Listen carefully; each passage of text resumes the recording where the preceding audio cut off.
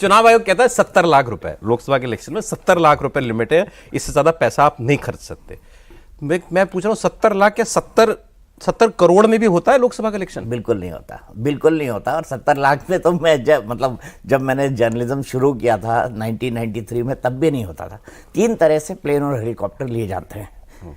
एक लिए जाते हैं हायर पे, जो आप लेते हैं और उसका बाकायदा चेक से पेमेंट करते हैं, जो आप इलेक्शन कमीशन को सबमिट करते हैं। बाकी ज़्यादातर हेलीकॉप्टर लिए जाते हैं और प्लेन्स लिए जाते हैं कर्टसी सर्विस पे। Courtesy service. मैं आपका दोस्त हूँ सौरभ भाई, आप कोई प्लेन खरीदिए, एक दिन मुझे यहाँ से कभी उज्जैन महाकालेश्वर जाना होगा तो मुझे एक दिन के लिए दे दीजिएगा, तो मैं लेके चला जाऊँगा, भगवान महाकाल के दर्शन कराऊँगा। तो ये भी बहुत चलता है इलेक्शन के अंदर। मैं आपको एक इलेक्शन बताता हूँ। एक प्लेन में मैं गया था बीजेपी के एक बहुत बड़े नेता के साथ, तो उन्होंने बोला मैं इस प्लेन से आपको ले जा रहा हूँ। पता है इसमें कल कौन थे? ये 2004 का चुनाव है, टू बी वेरी स्पेसिफिक, ये भी बता देता हूँ। मैं लगा कौन गया था इसमें कल? बोले राहुल जी और प्रियंका जी जो है वो नॉमिनेशन के लिए इसी प्लेन से लखनऊ गए थे।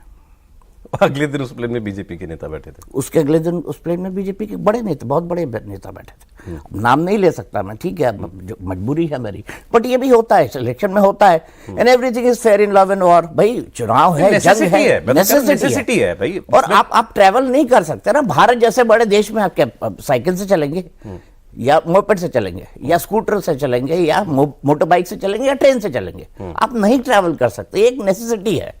तो नहीं सर, ये तो आप ट्रैवल वाली बात कह रहे हो। मैं कह रहा हूं जो प्रधानमंत्री ने कहा है वो भी तो आप गलत कह लो सही कह लो, लेकिन यही होता है, ये कौन नहीं जानता?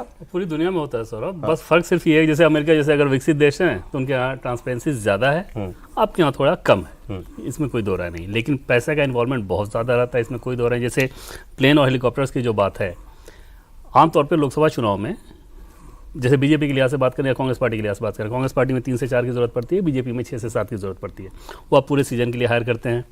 उसमें जब आप हायर करते हैं तो उसमें घंटे के हिसाब से मिनिमम रेट भी फिक्स होता है, जैसे 2 लाख रुपए पर घंटा, 3 लाख रुपए पर घंटा, और मिनिमम 3 घंटा का हम चार्ज लेंगे, 2 घंटे का चार्ज लेंगे। वेंडर अपने अपने हिसाब से वो तय कर लेता है। इसके अलावा अलग अलग पॉइंट्स बना दिए जाते हैं, जैसे बंगाल का एक कोई पॉइंट्स हो, चेन्नई का एक पॉइंट्स हो, बेंगलुरु का एक पॉइंट्स हो, जहाँ पर हेलीकॉप्टर आप पार्क कर दिए रहते हैं।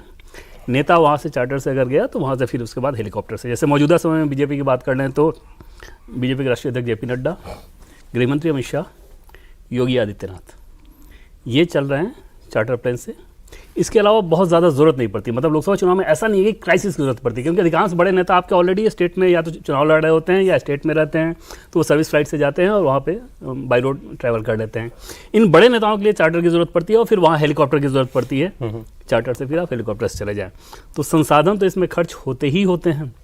ज़्यादा बड़ा खर्च ये होता है जो कि पर्दे के पीछे होता है, और वो बड़ा खर्च इस रूप में होता है जैसे आपको रैली के लिए भीड़ लगानी है। और इसमें सिर्फ पॉलिटिकल पार्टी को आप दोषी नहीं बना सकते, हर व्यक्ति इस बात के लिए। साउथ में आप देखें, वहाँ तो ज़्यादा होता है कि अगर उसको रैली में आना है तो पैसे की डिमांड करता है सीधे कि कितने पैसे आप देंगे।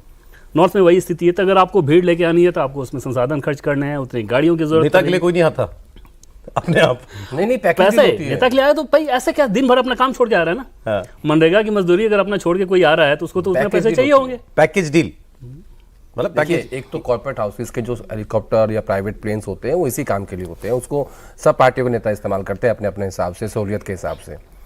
और रही बात कि अब इलेक्ट्रल बॉन्ड्स थे, उसमें जो भी चीज़ें सामने आई थी, सत्ता पक्ष को हमेशा इस बात का फायदा होता है, जो भी सत्ता में होता है। पहले कांग्रेस थी, उनको भी रहा होगा, आज बीजेपी, उनको भी रहा होगा।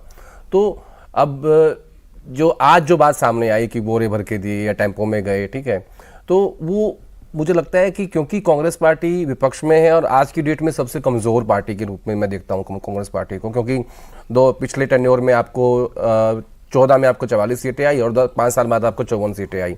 तो इससे कमज़ोर मैंने जब से मैं जर्नलिज्म कर रहा हूँ कभी ऐसा नहीं दिखा कांग्रेस पार्टी को, क्योंकि इनको लोग ही नहीं मिल रहे थे कि जो उनको फंड करें या कोई इनको पैसा दे। तो आज की डेट में अब देखिए, राहुल गांधी आज से नहीं, राफेल से शुरू हुए थे, जो पीएम ने खुद भी कहा, राफेल से शुरू हुए थे, तब बात थी अनिल अंबानी की। उसके बाद से वो धीरे धीरे गौतम अडानी और अंबानी, मुकेश अंबानी पे शिफ्ट हो गए और लगातार बोलते हैं। अंबानी बोलते, नाम लिया क्या उन्होंने? नहीं बोलते हैं, मैंने तो नहीं सुना। कभी कभी बोलते अंबानी अडानी बोलते।